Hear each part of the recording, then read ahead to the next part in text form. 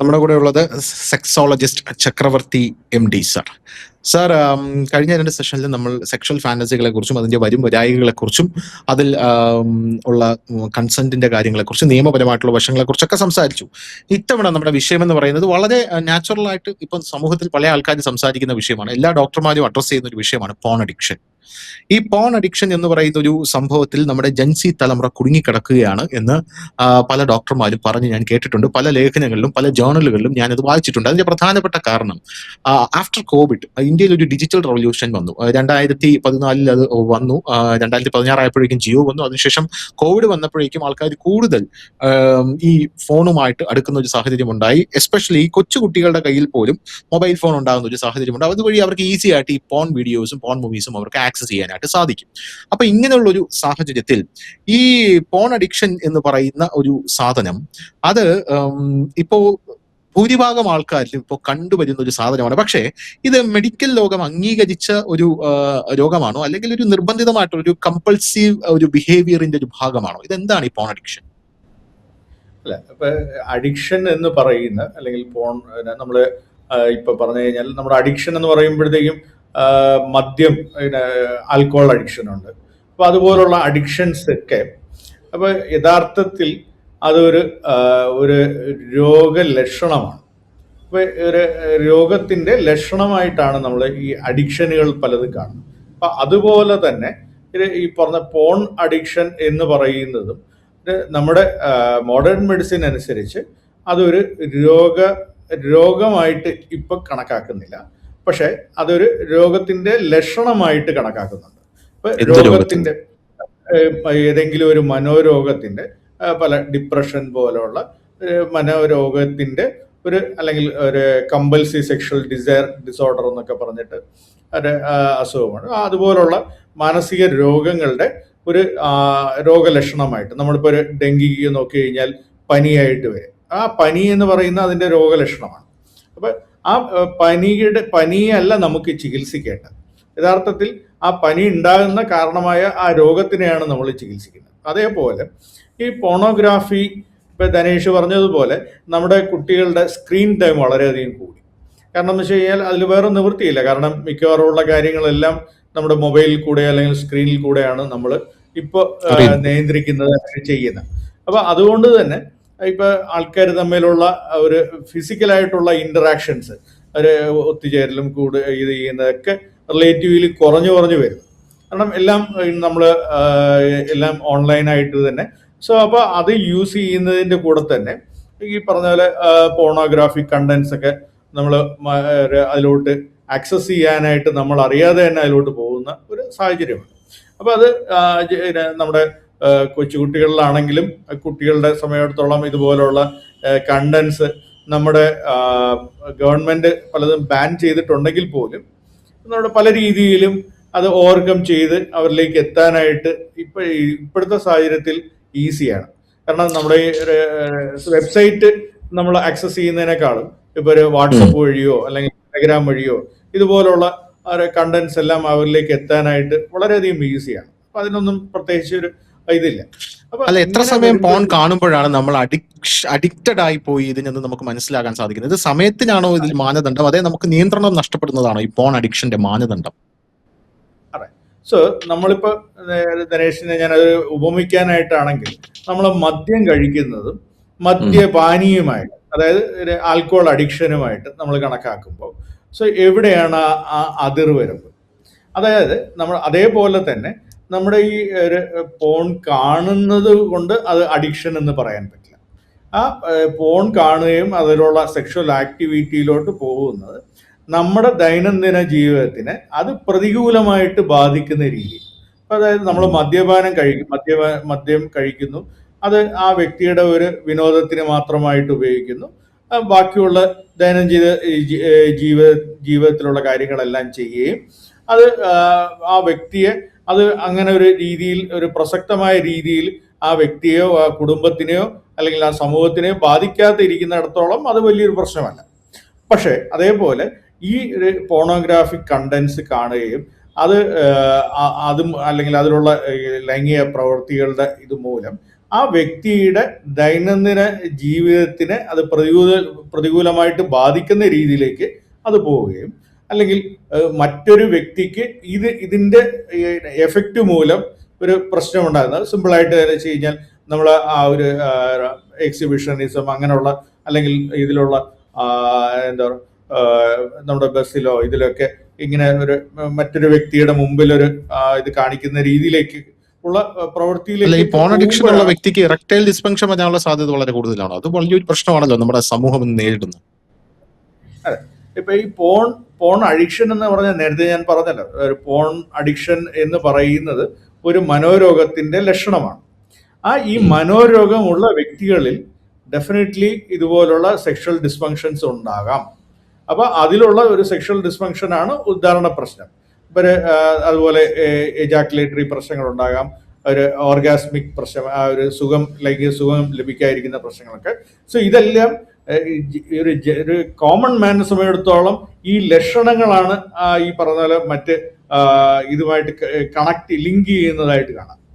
അപ്പൊ അതായത് നേരത്തെ പറഞ്ഞ പോലെ ഒരു ഡെങ്കിയാണ്, അല്ലെങ്കിൽ ഡെങ്കി വരുന്ന ഒരു വ്യക്തി, അപ്പൊ ആദ്യം ആ വ്യക്തിയെ സംബന്ധിച്ചിടത്തോളം എനിക്ക് ഡെങ്കിയാണെന്ന് പറയില്ല, എനിക്ക് പനിയാണെന്നായിരിക്കും പറയുന്നത്. ആ പനിയോടൊപ്പം എനിക്ക് റാഷസ് വന്നു, അവിടെ ഇവിടെയൊക്കെ ഇത് വന്നു. സോ ഈ പനിയും റാഷസുമാണ് ഈ പറഞ്ഞ പോലെ പനി വന്നതുകൊണ്ടാണ് റാഷസ് വന്നത് എന്ന് ആ വ്യക്തി ധരിക്കാം. അപ്പൊ അതേപോലെയാണ്. പക്ഷെ ഈ റാഷസ് വരാനും ഈ പറഞ്ഞ പോലെ എന്താ പറയുക പനി വരാനും ഉള്ള കാരണം എന്ന് പറയുന്നത് നമ്മുടെ ഡെങ്കിയാണ്. അപ്പൊ അതേ രീതിയിൽ ഈ ഉദാഹരണ പ്രശ്നം ഉണ്ടാകാനും ഈ പറഞ്ഞ പോലെ കമ്പൽസീവായിട്ടുള്ള സെക്ഷൽ ആക്ടിവിറ്റി ചെയ്യാനുമുള്ള ഒരു യഥാർത്ഥ കാരണം അവിടെയുള്ള മാനസിക രോഗമാണ്. അപ്പൊ ആ മാനസിക രോഗം കണ്ടെത്തി അതായത് അസസ് ചെയ്ത് അതിനെ ചികിത്സിച്ചു കഴിഞ്ഞാൽ ഈ രണ്ട് പ്രശ്നങ്ങളിൽ നിന്നും മാറ്റമുണ്ടാകും. അപ്പൊ അതല്ലാതെ ഈ നമ്മളൊരു മദ്യപാനിയെ ഉപദേശിച്ച് നിങ്ങൾ മദ്യം കഴിക്കരുത് എന്ന് പറഞ്ഞു കഴിഞ്ഞാൽ അങ്ങനെ ഒരു വെറും ഉപദേശം കൊണ്ട് ആ വ്യക്തിയെ മാറ്റിയെടുക്കാൻ സാധിക്കില്ല. ആ വ്യക്തിയുടെ അതിന് കാരണമായിട്ടുള്ള മനോരോഗം അല്ലെങ്കിൽ മറ്റ് ആരോഗ്യ പ്രശ്നങ്ങൾ കണ്ടെത്തി അതിനുള്ള ചികിത്സ നൽകിയാൽ മാത്രമേ ആ വ്യക്തിയുടെ ഇതുപോലുള്ള പ്രശ്നങ്ങൾ അല്ലെങ്കിൽ അമിതമായ മാറുകയുള്ളൂ. അതേപോലെ തന്നെ അമിതമായിട്ടുള്ള ഈ പറഞ്ഞ പോൺ ആസക്തി മാറണമെങ്കിൽ അയാളുടെ അണ്ടർലൈങ് ആയിട്ടുള്ള മെന്റൽ ഹെൽത്ത് പ്രോബ്ലം അസസ് ചെയ്ത് അതിനുള്ള ചികിത്സ നൽകിയാൽ മാത്രമേ അതിന് മെഡിസിൻ വേണ്ടി വരാം, ചിലപ്പോൾ സൈക്കോതെറാപ്പി വേണ്ടി വരാം. സോ അത് എന്താണോ ആ ഒരു പറഞ്ഞ മെന്റൽ ഹെൽത്ത് പ്രോബ്ലം എന്നുള്ള അസുഖം എന്താണെന്ന് ഡയഗ്നോസ് ചെയ്ത് അതിന് ഉള്ള ചികിത്സയാണ് വേണ്ടത്. അപ്പൊ അതല്ലാതെ നമ്മുടെ ഈ ദൃശ്യങ്ങൾ ഈ ഇന്റർവ്യൂ കണ്ടുകൊണ്ടിരിക്കുന്ന പ്രേക്ഷകർക്ക് അതിൽ ചില ആൾക്കാർ പോൺ അഡിക്ഷൻ അതുകൊണ്ട് ബാധിക്കപ്പെട്ടവരായിരിക്കാം. അപ്പോൾ ഞാൻ ഡോക്ടറോട് ചോദിക്കുകയാണ്, ഈ പ്രശ്നമുള്ള ഒരാൾ ഇന്നു മുതൽ തന്നെ ഈ അഡിക്ഷൻ നിർത്തണം എന്ന് അതിയായ ആഗ്രഹം, ആത്മാർത്ഥമായി ആഗ്രഹിക്കുന്ന ഒരാൾ ഇപ്പൊ മുതൽ ഇന്നു മുതൽ ചെയ്യേണ്ട 5 കാര്യങ്ങൾ എന്തൊക്കെയാണെന്ന് ഞാൻ ചോദിച്ചാൽ താങ്കൾ എന്തായിരിക്കും പറയുക മറുപടി? ഇതില് ഞാൻ 5 കാര്യങ്ങളെന്ന് പ്രത്യേകിച്ച് പറയുന്നതിനേക്കാളും എന്താണ് ചെയ്യേണ്ടതെന്ന്, ഒന്ന്, ആദ്യം ഇത് പോൺ അഡിക്ഷൻ ആണോ എന്നുള്ളത് ഉറപ്പുവരുത്തണം. അപ്പൊ ആ ഉറപ്പുവരുത്തണമെങ്കിൽ ഒരു പ്രൊഫഷണൽ ഹെൽപ്പ് തേടിയിട്ടുണ്ട്. കാരണം ഒരു പ്രൊഫഷണലാണ് അത് അസസ് ചെയ്യുക. കാരണം എന്ന് വെച്ച് കഴിഞ്ഞാൽ ഇപ്പൊ ഒരു സിമ്പിളായിട്ട് ധനേഷ് ആലോചിക്കും, ഒരു 5 ഡെയിലി ഒരു നേരം അല്ലെങ്കിൽ ഒരാഴ്ചയിൽ 5-6 ദിവസം പോൺ കാണുന്നു, സ്വയംഭോഗം ചെയ്യുന്നു, അതിനെ നമുക്ക് അഡിക്ഷനായിട്ട് കണക്കാക്കാൻ സാധിക്കുമോ? ഒരിക്കലും അത് അഡിക്ഷൻ അല്ല. സോ ആ രീതിയിലാണ് ജനം ധരിച്ചു വെച്ചിരിക്കുന്നത്, ഞാൻ പോൺ കണ്ടു എന്നുള്ളത് വെച്ച് ഞാൻ അഡിക്റ്റ് ആണ്. അല്ലെങ്കിൽ ഒരു 5 ദിവസം ഞാൻ അല്ലെങ്കിൽ ഇപ്പൊ സിമ്പിളായിട്ട് ആലോചിക്കും, 5 ദിവസം ഞാൻ മദ്യം കഴിച്ചു, ഞാൻ മദ്യപാനി അല്ലെങ്കിൽ മദ്യത്തിന് അഡിക്റ്റ് ആണ് എന്ന് കരുതാൻ. അത് എവിടെയാണോ നമ്മൾ നമ്മുടെ ദൈനംദിന ജീവിതത്തിനെ അത് ബാധിക്കുന്നു, അത് എത്രത്തോളം നമ്മുടെ ആരോഗ്യത്തിന് ബാധിക്കുന്നു, മറ്റ് നമ്മുടെ കാര്യങ്ങളെ എത്രത്തോളം ബാധിക്കുന്നു എന്നുള്ളത് എല്ലാം അസസ് ചെയ്തതിന് ശേഷമാണ് ആദ്യം ഈ ഒരു പോൺ അഡിക്ഷൻ ഉണ്ടോ അല്ലെങ്കിൽ അതുമായിട്ട് ബന്ധപ്പെട്ട് മറ്റ് ആരോഗ്യ പ്രശ്നങ്ങൾ ഉണ്ടോ എന്നുള്ളത് ധരിക്കേണ്ടത്. ഇപ്പൊ സാധാരണ ഞാനതിൽ ഇപ്പൊ ഈ പറയുന്ന പോലെ നമ്മുടെ നോഫാപ്പ് മൂവ്മെന്റ് എന്ന് പറഞ്ഞിട്ട് ഒരു 2010 ആണെന്ന് എനിക്ക് തോന്നുന്നു, അത് മുതൽ വളരെയധികം എന്താ പറയുക പ്രചാരം പോപ്പുലർ നേടി. ആയിട്ടുള്ള ഒരു കാര്യമാണ് നോഫോപ്പ്. എനിക്ക് 90 ദിവസം ഇതിൽ നിന്ന് ലൈംഗിക പ്രവൃത്തികളിൽ നിന്ന് അബ്സ്റ്റെയിൻ ചെയ്ത് കഴിഞ്ഞാൽ എന്തോ അതിലുണ്ടാകുന്ന ആരോഗ്യം വീണ്ടെടുക്കാം എന്നുള്ള രീതിയിൽ ഒരു എന്താ പറയുക മൂവ്മെന്റ് ഒരു വന്നിട്ടുണ്ട്. ഒരു മൂവ്മെന്റ് വന്നിരുന്നു. അപ്പൊ യഥാർത്ഥത്തിൽ അതിന് ഇത്രയും ഇല്ലാത്ത ഒരു മൂവ്മെന്റുമാണ്. കാരണം അപ്പൊ അതില് പറഞ്ഞിരിക്കുന്നതെന്ന് വെച്ച് കഴിഞ്ഞാല് ഒരാഴ്ച കഴിഞ്ഞു കഴിഞ്ഞാൽ, ഒരാഴ്ച അബ്സ്റ്റെയിൻ ചെയ്ത് കഴിഞ്ഞാൽ നമ്മുടെ ടെസ്റ്റോസ്റ്ററോൺ ലെവലൊക്കെ വളരെ കൂടും.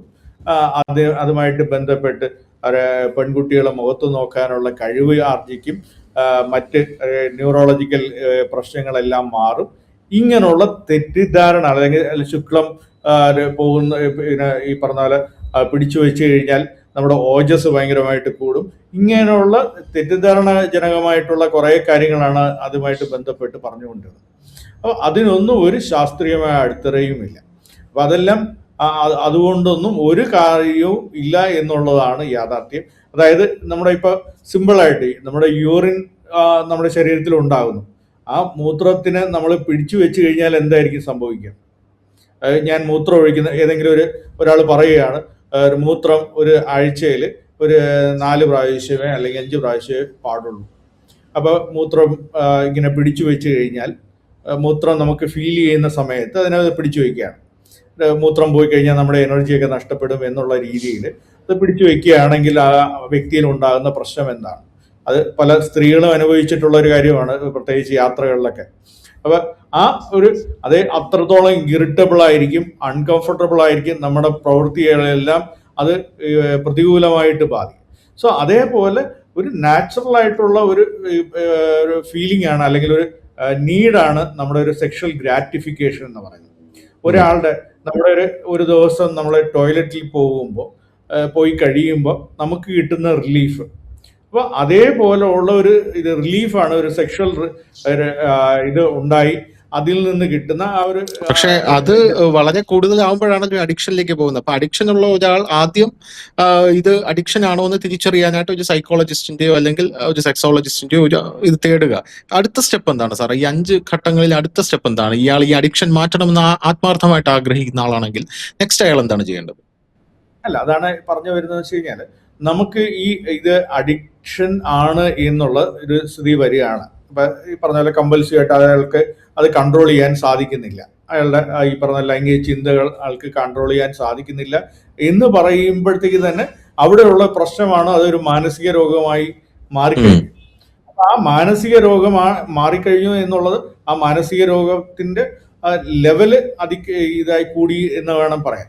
അപ്പൊ ആ മാനസിക രോഗത്തിനുള്ള ചികിത്സ എടുക്കുക എന്നുള്ളതാണ് അനിവാര്യമായിട്ടുള്ള കാര്യം.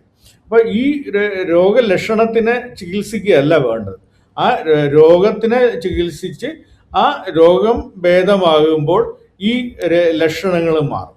അപ്പൊ ആ രോഗം മാറാതെ ഈ ലക്ഷണങ്ങളെ താൽക്കാലികമായിട്ട് ശമിപ്പിക്കാം എന്നുള്ളതല്ലാതെ ആ ഒരു പെർമനന്റ് ആയിട്ടുള്ള ഒരു ക്യൂർ അവിടെ ഉണ്ടാകില്ല. ആ രോഗം ഏതാണോ നോക്കി അത് കൺട്രോൾ ചെയ്ത് അതിനുള്ള ചിലപ്പോൾ മരുന്നുകൾ വേണ്ടിവരാം, സൈക്കോതെറാപ്പി വേണ്ടിവരാം, കൗൺസിലിംഗ് വേണ്ടിവരാം. സോ ഇതെല്ലാം അതേപോലെ തന്നെ നമ്മുടെ സുഹൃത്തുക്കളുടെയും അല്ലെങ്കിൽ ഈ പറഞ്ഞ പോലെ ഫാമിലിയുടെ ഒക്കെ സപ്പോർട്ട് വേണ്ടിവരാം. സോ ഇതെല്ലാം കൂടെ ചേരുമ്പോഴാണ് ആ വ്യക്തി ഇതുപോലുള്ള പ്രശ്നങ്ങളിൽ നിന്ന് മുക്തരാകാൻ സാധിക്കുക. അപ്പൊ അതൊന്നും ഇല്ലാതെ ഇപ്പൊ ആ വ്യക്തി മാത്രം വിചാരിച്ചത് കൊണ്ട് പലപ്പോഴും ധരിക്കാറുണ്ട്, നമ്മൾ ഈ പറഞ്ഞ പോലെ മാനസിക രോഗമുള്ള വ്യക്തി സ്വയം മെഡിറ്റേഷൻ ചെയ്താലും ഇതൊക്കെ ചെയ്തു കഴിഞ്ഞാൽ ഈ പറഞ്ഞ പോലെ ഈ മാനസിക രോഗം മാറ്റാൻ സാധിക്കും എന്നുള്ള സമൂഹത്തിലൊരു ധാരണയാണ്. സോ ആ മാനസിക രോഗമുള്ള വ്യക്തി വേറെ എന്തൊക്കെ ചെയ്തു കഴിഞ്ഞാലും ഈ പറഞ്ഞ പോലെ അസുഖം മുഴുവനും മാറാൻ സാധ്യതയില്ല. അപ്പൊ അതിന് ഈ പറഞ്ഞ പോലെ ശരിയായ രീതിയിലുള്ള ചികിത്സ, അപ്പൊ അത് മരുന്ന് തന്നെ വേണമെന്ന് ഞാൻ ഒരിക്കലും പറയില്ല. ആ അസുഖത്തിന്റെ കാഠിന്യം അനുസരിച്ച് ചിലപ്പോൾ മരുന്ന് വേണ്ടിവരാം, സൈക്കോതെറാപ്പി വേണ്ടിവരാം, കൗൺസിലിംഗ് വേണ്ടിവരാം. സോ ഇതെല്ലാം കൂടെ ചേർത്ത് നമുക്ക് ഓരോ വ്യക്തിയും യുണീക്കാണ്. അപ്പൊ അവരുടെ പ്രശ്നങ്ങൾ മനസ്സിലാക്കി അതിനനുസരിച്ചാണ് ഇത് ഏതൊക്കെ അളവിൽ വേണം, ഏതൊക്കെ രീതിയിൽ വേണം, എങ്ങനെ വേണം എന്നുള്ളത് തീരുമാനിക്കുക. സോ ഇതെല്ലാം ഒരു വ്യക്തിക്ക് ചെയ്യുന്നത് പോലെ മറ്റൊരു വ്യക്തിക്ക് അത് സാധ്യമല്ല. കാരണം ഓരോ വ്യക്തിയുടെയും മനസ്സിലുള്ള ചിന്തകൾ വ്യത്യാസമാണ്, താല്പര്യങ്ങൾ വ്യത്യാസമാണ്, കാഴ്ചപ്പാടുകൾ വ്യത്യാസമാണ്, ഈ വരുന്ന സാഹചര്യം വ്യത്യാസമാണ്. സോ ഇതെല്ലാം കണക്കിലെടുത്ത് വേണം ചികിത്സാ രീതി തീരുമാനിക്കാൻ. അപ്പൊ അതുകൊണ്ട് തന്നെ ഒരു വ്യക്തി സ്വയം ഇതാണ് ഞാനെല്ലാം ശരിയാക്കാം എല്ലാ കാര്യങ്ങളും എന്ന് വിചാരിച്ചു കഴിഞ്ഞാൽ അവിടെ ഈ പറഞ്ഞ പോലെ അതുകൊണ്ട് മാത്രം ഒരു താൽക്കാലികമായിട്ട് ഒരു വ്യത്യാസമുണ്ട് ഉണ്ടാകും എന്നുണ്ടെങ്കിൽ പോലും അതൊരു ലോങ് ടൈമിൽ അത് മറ്റ് പല മാനസിക പ്രശ്നങ്ങളിലേക്കും എത്തുക എന്നുള്ള ഒരു സാഹചര്യമാണ് ഉളവാക്കുന്നത്. അപ്പൊ അത് ഒരിക്കലും സ്വയം ചികിത്സ നടത്താനായിട്ട് ശ്രമിക്കാതിരിക്കുക. അപ്പൊ ഇങ്ങനൊരു മാനസികമായിട്ട് ഒരു ബുദ്ധിമുട്ടുണ്ടാകുന്നു, എനിക്ക് എന്നെ കൊണ്ട് കൺട്രോൾ ചെയ്യാൻ സാധിക്കുന്നില്ല, അങ്ങനെയുള്ള ഒരു സാഹചര്യം വരികയാണെങ്കിൽ ഉറപ്പായിട്ടും ഒരു പ്രൊഫഷണൽ ഹെൽപ്പ് തേടി തന്നെ ആകണം. കാരണം അത് സ്വന്തമായിട്ട് കൺട്രോൾ ചെയ്യാൻ സാധിക്കുന്നില്ല എന്നുള്ള തിരിച്ചറിവാണ് യഥാർത്ഥത്തിൽ ഈ പറഞ്ഞ പോലെ ആ ചികിത്സയുടെ ആ ഫസ്റ്റ് സ്റ്റെപ്പ്. ആ തിരിച്ചറിവ് ഉണ്ടാകാതെ ഇരിക്കുമ്പോഴാണ് അത് കൂടുതൽ കോംപ്ലിക്കേഷൻസിലേക്ക് പോകുന്നത്. ആ തിരിച്ചറിവ് സ്വന്തമായിട്ടോ അല്ലെങ്കിൽ അറിയുന്ന ആരെങ്കിലും ആ ഒരു ഹെൽപ്പ് കൊടുക്കുകയോ അല്ലെങ്കിൽ അതിനൊരു ഗൈഡൻസ് കൊടുക്കുകയോ ചെയ്തു കഴിഞ്ഞാൽ ആ വ്യക്തിയെ പക്ഷെ നമ്മുടെ സമൂഹത്തിൽ പല ആൾക്കാർക്കും ഇങ്ങനെ ഞാൻ പോണിന് അഡിക്റ്റഡ് ആണെന്ന് പറയാനുള്ള ഒരു മടി പുറമേ കാണുന്നുണ്ട്. ആൾക്കാർക്ക് പറയാൻ പൊതുവെ ബുദ്ധിമുട്ടാണ്, ഞാൻ പോൺ അഡിക്റ്റഡ് ആണ്, ഞാൻ ചില ആൾക്കാർക്ക് അത് മനസ്സിലാവുന്ന പോലും ഇല്ല എന്നുള്ളതാണ്. അവരുടെ ദൈനംദിന ജീവിതത്തെ അത് ബാധിച്ചിട്ടുണ്ടെങ്കിൽ പോലും അവർക്ക് അത് മനസ്സിലാകുന്നില്ല എന്നുള്ളത് പ്രധാനപ്പെട്ട കാര്യം. ഇപ്പൊ താങ്കൾ പറഞ്ഞൊരു പോയിന്റ് എനിക്ക് മനസ്സിലായി. അതായത് അഡിക്ഷൻ എന്ന് പറയുന്നത് നമ്മുടെ ദൈനംദിന ജീവിതത്തിൽ അതിനെ ബാധിക്കുമ്പോൾ ആ ഒരു ശീലം ബാധിക്കുമ്പോഴാണ് അതിനെ അഡിക്ഷൻ എന്ന് പറയുന്നത്. ഇപ്പൊ സ്മോക്കിംഗ് ആണെങ്കിൽ നമ്മുടെ ആരോഗ്യം നശിക്കുമ്പോൾ സർവ്വതും പോകും. അപ്പൊ അങ്ങനത്തെ ഒരു സാഹചര്യത്തിൽ ഈ ദൈനംദിന ജീവിതത്തിൽ ഞാൻ നശിപ്പിച്ച് തുടങ്ങിയാലും ആൾക്കാർക്ക് ഈ അഡിക്ഷൻ, സ്മോക്കിംഗ് ഒക്കെ പിന്നെയും ഇപ്പോൾ ഒരുപാട് ഡി അഡിക്ഷൻ സെന്ററുകളുണ്ട്, പക്ഷെ പോൺ അഡിക്ഷൻ പുറത്ത് പറയാൻ ആൾക്കാർക്ക് വലിയ മടിയാണ്. അതിപ്പോ കൊച്ചു കുട്ടികളിൽ പോലും ഈ അഡിക്ഷൻ ഉണ്ട് എന്നുള്ളതാണ് പ്രധാനപ്പെട്ട കാര്യം. ഈ മാതാപിതാക്കൾ ഈ കുട്ടികൾ പോൺ കാണുന്നുണ്ടോ, ഇവർ അതിന് അഡിക്റ്റഡ് ആണോ എന്ന് എങ്ങനെ മനസ്സിലാക്കും? അല്ല, ഇതില് ആ വ്യക്തിയിൽ ഉണ്ടാകുന്ന മാറ്റങ്ങൾ ഡെഫിനറ്റ്ലി നമ്മുടെ ദൈനംദിന ജീവിതത്തിനെ ബാധിക്കുമെന്ന് പറയുമ്പോൾ ആ വ്യക്തിയിൽ നമ്മുടെ മാറ്റങ്ങൾ മനസ്സിലാക്കാനായിട്ട് പാരൻസിന് കഴിയണം. ആ മാറ്റങ്ങൾ മാറ്റങ്ങളിൽ മനസ്സിലാക്കുമ്പോൾ ആ മാറ്റങ്ങൾ ഈ പറഞ്ഞ പോലെ ആ കുട്ടിയുമായിട്ട് തുറന്ന് സംസാരിക്കാൻ ശ്രമിക്കുക. ഇപ്പൊ ഈ പറഞ്ഞ പോലെ ധനേഷ് പറഞ്ഞതുപോലെ എല്ലാവരും ഇതിനെക്കുറിച്ച് ഓപ്പൺ അപ്പ് ചെയ്യാനുള്ള സാധ്യത കുറവാണ്. കാരണം എന്ന് വെച്ച് കഴിഞ്ഞാൽ നമ്മുടെ സമൂഹത്തിൽ സെക്സ് എന്ന് പറയുന്നത് തന്നെ ഒരു ടാബു സബ്ജക്റ്റാണ്, നമ്മൾ ആദ്യം പറഞ്ഞ പോലെ. സോ അതിന് സെക്സ് എന്ന് പറഞ്ഞ് ഒരു കോൺഫിഡൻ്റ് ആയിട്ട് പറയാൻ സാധിക്കുന്ന ആൾക്കാരുടെ എണ്ണം കേരളത്തിൽ വളരെ വളരെ കുറവാണ്. അപ്പോൾ ആ ഒരു കോൺഫിഡൻസ്, സെക്സ് എന്ന് പറഞ്ഞു കഴിഞ്ഞാൽ എന്തോ മോശമായ കാര്യമാണ് സംസാരിക്കാൻ പോകുന്നത് എന്നുള്ള രീതിയിലാണ് നമ്മുടെ സമൂഹം അത് കാണുന്നത്. അപ്പോൾ അതുകൊണ്ട് തന്നെ ഈ ഒരു കാര്യത്തിനെ ഓപ്പണായിട്ട് സംസാരിക്കാനായിട്ടുള്ള ഒരു സ്ഥിതി ഇന്നും നമ്മുടെ കുട്ടികൾക്കോ അല്ലെങ്കിൽ അഡൽട്സിനോ അതിന് തെളിയില്ല. അപ്പൊ വ്യക്തിയിൽ ഉണ്ടാകുന്ന മാറ്റങ്ങൾ എന്താണ്? നമ്മുടെ ഒരു ദൈനംദിന ജീവിതത്തിൽ ഈ പറഞ്ഞ പോലെ കൂടുതൽ സമയം റൂമിനകത്ത് അടച്ചിരിക്കുകയോ അല്ലെങ്കിൽ ആ ഒരു ഉറക്കമില്ലായ്മ കാണിക്കുകയോ അല്ലെങ്കിൽ അതുപോലുള്ള മറ്റെന്തെങ്കിലും ആ ഒരു വ്യക്തിയിൽ ഒരു നോർമൽ രീതികളിൽ നിന്ന് എന്തെങ്കിലും ഒരു വ്യത്യസ്തമായിട്ട് ഉള്ള ഒരു സാഹചര്യം കാണുകയാണെങ്കിൽ ആദ്യം ആ വ്യക്തിയും അല്ലെങ്കിൽ പ്രത്യേകിച്ച് കുട്ടിയാണെന്നുണ്ടെങ്കിൽ ആ കുട്ടിയുമായിട്ട് ഒരു നല്ല രീതിയിൽ സംസാരിക്കാൻ ശ്രമിച്ചു നോക്കാം. അതിൽ നിന്ന് എന്തെങ്കിലും ഒരു മനസ്സിലാക്കാൻ സാധിക്കുകയോ ഇല്ലാന്നുണ്ടെങ്കിൽ ആ കുട്ടിയെ അറ്റ്ലീസ്റ്റ് ഒരു ക്ലിനിക്കൽ സൈക്കോളജിസ്റ്റിന്റെ അടുത്തെങ്കിലും, ഇപ്പൊ നമ്മുടെ ക്ലിനിക്കൽ സൈക്കോളജിസ്റ്റ് ആണ് ഇതുപോലുള്ള മാനസികമായിട്ടുള്ള ബുദ്ധിമുട്ടുകൾ അല്ലെങ്കിൽ ഒരു രോഗാവസ്ഥയിലേക്ക് എത്തുമ്പോഴത്തേക്കും നമ്മുടെ ഒരു മനസ്സിലാക്കാനും അസസ് ചെയ്യാനും ഒക്കെ കഴിയണം. അപ്പൊ അങ്ങനെ ക്ലിനിക്കൽ ഒരു സൈക്കോളജിസ്റ്റിനെ അടുത്തോ അല്ലെങ്കിൽ ഒരു സൈക്യാട്രിസ്റ്റിനെ അടുത്തോ എത്തിച്ച് ഇങ്ങനെയുള്ള ഇത് ഒരു നോർമൽ ആണോ അബ്നോർമൽ ആണോ അല്ലെങ്കിൽ അത് എന്താണ് അതിനുള്ള പ്രശ്നം എന്നുള്ളത് അസസ് ചെയ്ത് അതിനുള്ള മുന്നോട്ട് കൊണ്ടുപോകുന്നതാണ് വേണ്ടത്. അപ്പൊ അതല്ലാതെ നമ്മളിപ്പോ ഒരു നോർമലായിട്ട് കാണുന്ന ഒരു വ്യക്തിയെ സമയത്തോളം ഇതൊന്നും ഒരു പ്രശ്നം ഉണ്ടാകുന്നില്ല. അത് നേരത്തെ പറഞ്ഞ പോലെ ഇപ്പൊ ഡെയിലി ഒരു പ്രാവശ്യം കണ്ടു അല്ലെങ്കിൽ സ്വയംഭവത്തിലേക്ക് പോകുന്നു, സ്വയംഭോഗം കഴിഞ്ഞു അത് അടച്ചു വെക്കുന്നു. അങ്ങനെയുള്ള ഒരു വ്യക്തിയെ സംബന്ധിച്ചിടത്തോളം അത് അഡിക്ഷനാണ് എന്നുള്ള തെറ്റിദ്ധാരണ ആ വ്യക്തിയിൽ ഉണ്ടാകാനുള്ള കാരണം വെച്ച് കഴിഞ്ഞാൽ നമുക്ക് ഒരു കോംപ്രിഹെൻസീവ് ആയിട്ടുള്ള ഒരു സെക്ഷുവാലിറ്റി എഡ്യൂക്കേഷൻ ഇല്ല. അപ്പൊ എന്തൊക്കെയാണ് നോർമൽ, ഏതൊക്കെ കാര്യങ്ങളാണ് നമ്മൾ നോർമലായിട്ട് ചിന്തിക്കേണ്ടത്, എന്തൊക്കെയാണ് അതിർവരമ്പുകൾ, നേരത്തെ ധനേഷ് ചോദിച്ച പോലെ ഓരോ കാര്യത്തിലും എന്തൊക്കെയാണ് അതിർവരമ്പുകൾ, എങ്ങനെയാണ് ഒരു നല്ലൊരു ആരോഗ്യകരമായിട്ടുള്ള ഒരു സുഹൃത്ത് ബന്ധം ഉണ്ടാക്കേണ്ടത്, എങ്ങനെയാണ് ഒരു റൊമാൻറ്റിക് റിലേഷനിലേക്ക് എത്തേണ്ടത്, എങ്ങനെയാണ് ഒരു ആരോഗ്യപരമായിട്ടുള്ള ഒരു റിലേഷൻഷിപ്പ് ബ്രേക്ക് ചെയ്യേണ്ടത്. സോ ഇങ്ങനെയുള്ള എന്തൊക്കെയാണ് ഓരോരുത്തരുടെ സെക്ഷൽ റൈറ്റ്സ്, ഇങ്ങനെയുള്ള കാര്യങ്ങളൊന്നും നമ്മൾ ഇതെല്ലാമാണ് സമഗ്ര ലൈംഗിക വിദ്യാഭ്യാസത്തിൽ വരേണ്ടത്. അപ്പോൾ ഇങ്ങനെയുള്ള കാര്യങ്ങളൊന്നും ഒരിടത്തും ചർച്ച ചെയ്യുന്നില്ല, അല്ലെങ്കിൽ ഒന്നും പഠിപ്പിക്കുന്നില്ല.